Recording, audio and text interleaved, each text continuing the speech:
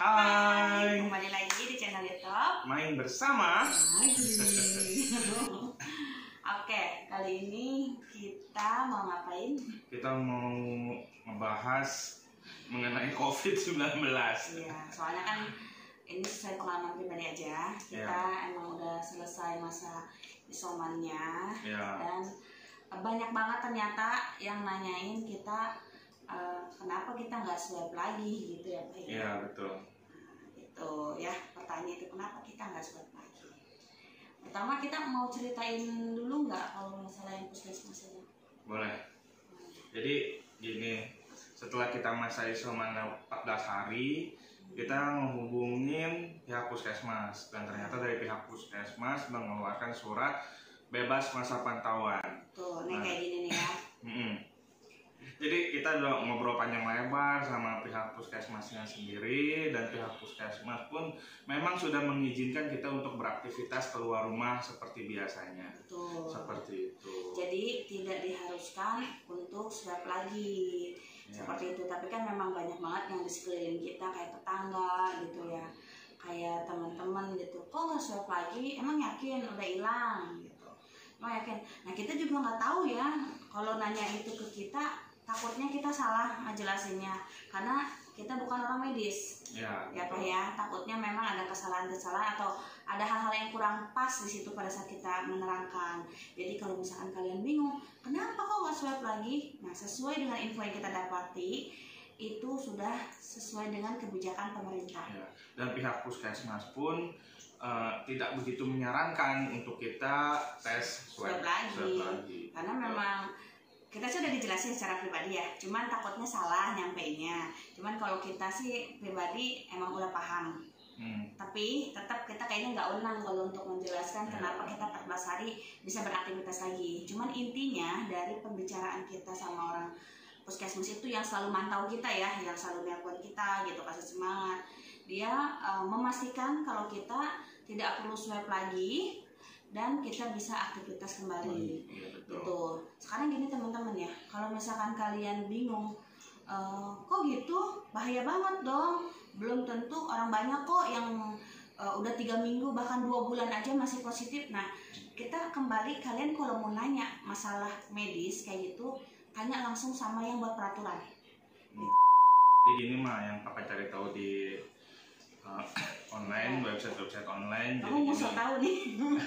Nggak usah tahu, tapi emang ini yang Papa baca. Jadi kalau melalui pemerintah biasanya kita kalau di hotel itu butuh waktu 10 hari kalau di pemerintah. Dan 3 hari itu lupa namanya apa, masih dipantau ya, pemulihan lah. 3 hari, jadi malah 13 hari teman-teman. Hari ke-14 boleh keluar. Kayak gitu. Itu dari yang Papanya Nazril baca-baca ya, melalui artikel online. Ya, tapi kita melebihi masa pantauan itu. Enggak 14 hari kita. Kalau dihitung dari puskesmas itu memang dari hasil keluar kalau kita positif. Ya, Mamanya Nazril dari tanggal 19, tapi berani keluar pun Mamanya Nazril tanggal 21, nggak tahu karena saking seremnya kali tetangga ya. Bukan serem itu ya, maksudnya mereka worry gitu, takut banget. Kalau Mamanya Nazril ini keluarin surat positifnya itu kalau nggak salah tanggal 4 ya Mah. Ya, tapi mulai ada rasa aneh-aneh itu udah mulai dari tanggal 1. Dari tanggal 1. Jadi hitung aja kalau dari tanggal 1 ketemu nanti tanggal 22, berarti 21 keluar, berarti berapa minggu? Kalian yang hitung sendiri. Itu pun keluar juga nggak berani loh. Kita kayak terlalu terintimidasi gitu loh. Kayak kita punya aib gitu loh. Dan kita pun memang sebenarnya cerita juga sih ya sama yang pihak puskesmas, dia juga masih support ke kita gitu. Jadi ya lumayan, mental kita lumayan digoncang di situ sama orang lingkungan sekitar gitu ya. Padahal harusnya mereka berpikir kalau kita lapor berarti kita peduli. Bener kan?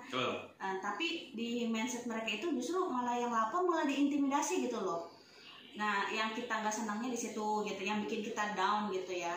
Tapi mestinya nggak begitu gitu kan, kita nggak bikin aib ya Pak ya. Kita bukan orang jahat. Terus masa ya kita di balkon dada-dada sama orang yang ngasih makan kita nggak boleh gitu kan. Balkon rumah kita, bukan balkon rumah kamu kalian gitu kan. Kita pun tahu diri kalau misalkan emang masih berasa kurang fit atau misalkan masih ada gejala atau yang nggak enak badan lah, kita pun nggak akan berani keluar.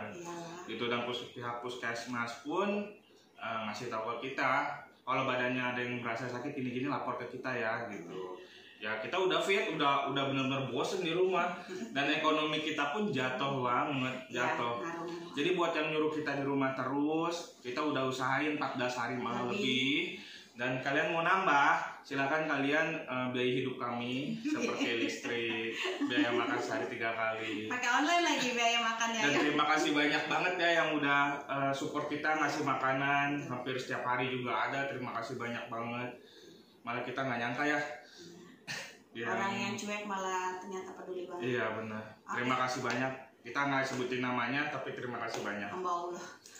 Terima kasih banyak.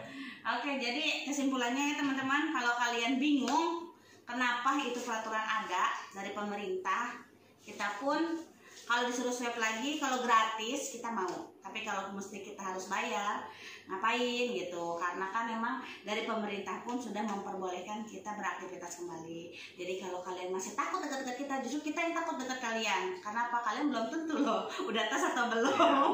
Ya, karena kita dapat info ya, dapat info kalau nggak kita aja loh yang kena. Ada yang isoman juga di rumah. Kalian masih mikir kalau ada yang nggak lapor. Masih warga dekat rumah juga loh, ya. Masih warga dekat rumah loh. Gitu, iya. Gitu, Iya. Jadi kalau kalian khawatir sama kita, hati-hati. Bukan kita aja. Banyak loh. Ya, perhatiin aja nggak keluar rumah selama 14 hari ya, yuk. Karena dia udah lapor puskesmas juga sama RT RW, cuman nggak kayak kita banget sama semuanya. Tapi nggak apa-apa. Kita ambil hikmahnya buat kalian yang masih COVID juga. Semangat, 14 hari kita dilewatin, alhamdulillah bisa, walaupun memang ada perasaan yang bikin gemas dikit gitu, tapi kalau kita lapor pasti ada pihak-pihak tertentu yang bikin support kita kok ya Pak ya. Kayak gitu. Semoga kita sehat lagi. Terus beruntung kalian kalau isoman di rumah, berarti kalian termasuk kategori yang ringan ya. Sama ini satu lagi, jangan fitnah ya. Semua kita pesan makanan itu online. Sekarang ada GoFood, ada GrabFood. Mau belanja di Alfa, ada Alfa Gift. Kita punya caranya. Iya, kita nggak apa-apa. Kalau yang promo kita bedain aja videonya ya.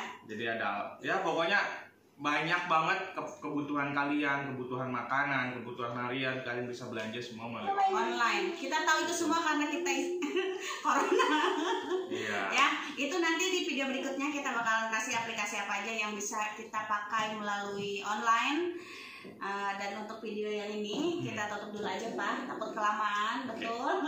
Jadi mudah-mudahan informasi ini, pengalaman pribadinya kita bisa jadiin pelajaran buat kalian semua yang kena COVID atau yang nggak kena COVID. Mudah-mudahan yang kena bisa sabar, yang nggak kena jangan fitnah gitu ya. Jangan negative thinking seperti itu. Pokoknya kita sadar diri aja kalau kita emang kena COVID. Ya udah kita di rumah aja. Kita jangan kemana-mana. Kalau kemana-mana pasti disuruh sama puskesmas. Iya. Oke. Udah, kalau kalian suka sama video ini jangan lupa di like, share, komen, dan di subscribe tentunya. See you next video.